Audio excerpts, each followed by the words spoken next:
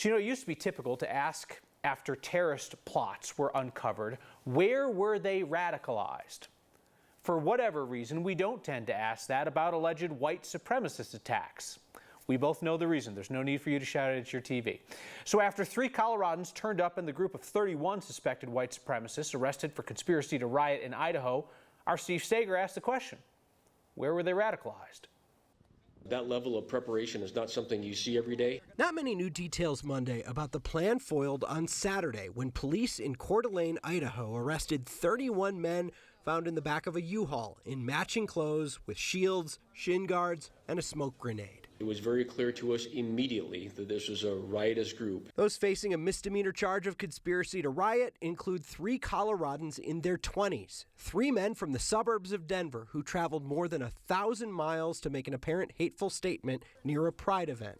Investigators say they are part of a white supremacy group called Patriot Front. What we found is that it usually does start with a personal issue. Dr. Rachel Nielsen is a public safety psychologist who studies extremism. It's given her insight into how people get to the point that they're willing to do what we saw this weekend. Usually it's about identity and belonging and a sense of ego. What we find is when people start to get upset over something in their personal life and they start blaming other people and externalizing that responsibility, then they're really vulnerable to a lot of the social media rhetoric, and they can get swept up into movements that they previously had nothing to do with. The social media part of that is key. It's why we're seeing extreme thought circles grow. You don't have to meet someone in real life or have someone in your neighborhood or in your community. A lot of us know now how the algorithms work, that the more you look at concerning content, aggressive, violent content, the more the internet gives you even more of that. Dr. Nielsen says if you know someone who's pulled away saying concerning things, the best thing you can do is talk to them. You want to keep the individual talking. There's something there that's going on that's making them angry.